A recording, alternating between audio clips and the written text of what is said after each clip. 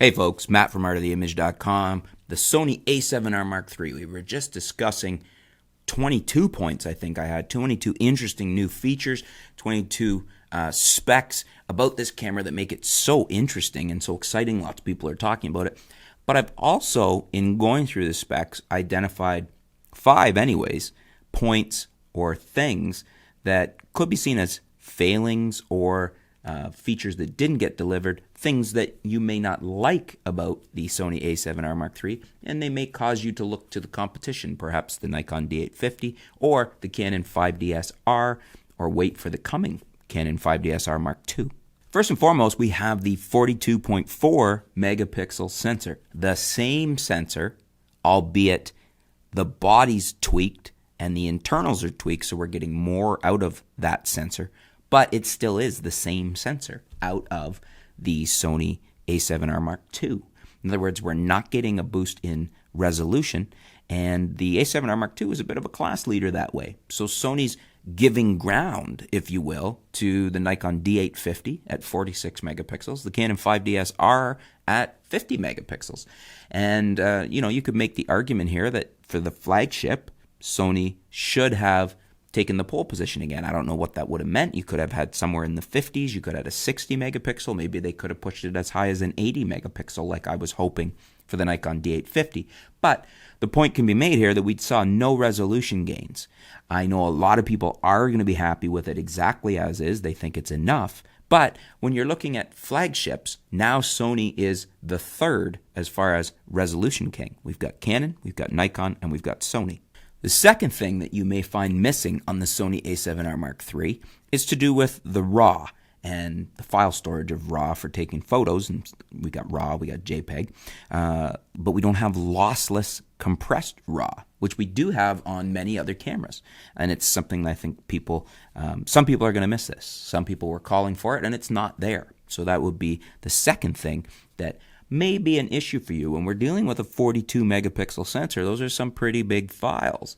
And a lot of times people like to shoot, if they're not needing that full power of that, they would set it to a compressed RAW setting, which often can result in a cleaner file if you're shooting at higher ISOs as well. We're talking about a 42 megapixel sensor here, a very big image and a big file size. Having lossless compressed RAW would allow us to have a smaller file to work with, take up less space on the card, allow us to get more shots on a card, also allow us to take up less space for storage and on our computers and our hard drives. So the lack of this, it may be an issue for some people. Another thing, and it's a small thing, but it's related to the previous one, the lossless compressed RAW, is we don't have any in-camera RAW conversion.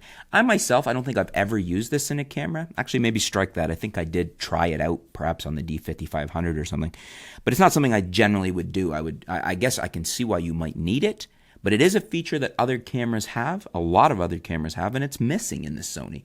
So if you were shooting something and you wanted to quickly export a JPEG to send it somewhere, to upload it, you don't have that feature to do the in-camera RAW conversion here. It's just a nice feature that Sony could have included, but they didn't. It's not on the a7R Mark III. The fourth point is support for the Playmemories apps. A lot of people like these. Landscape photographers would probably be the first one that comes to mind. Apps for time-lapse and gradient filters and things like that. Apps to sync to your smartphone. These are not supported, at least at the moment anyways. Maybe Sony can fix this in a update to the firmware, but at the moment those apps are not supported on the a7R Mark III. And there are some people who have gotten used to using those that really like those. For some people it may be game changers, and the ability or the lack of the ability to not have that on the a7R Mark III, that might rule it out for them. The fifth point has to do with focus, and specifically video focus. And we've got some big improvements here. We've got algorithm improvements. We've got a better autofocus system. Everything is looking really good. However, there is a caveat. If you were looking for that kind of tap and shoot, that tap to track a subject mode that most other cameras offer you, you can't really do that easily on the Sony a7R Mark III.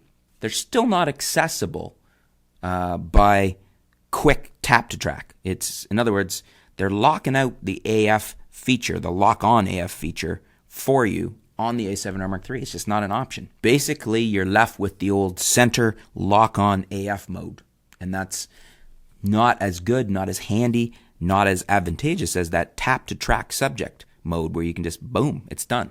So that may be a big pain for some people.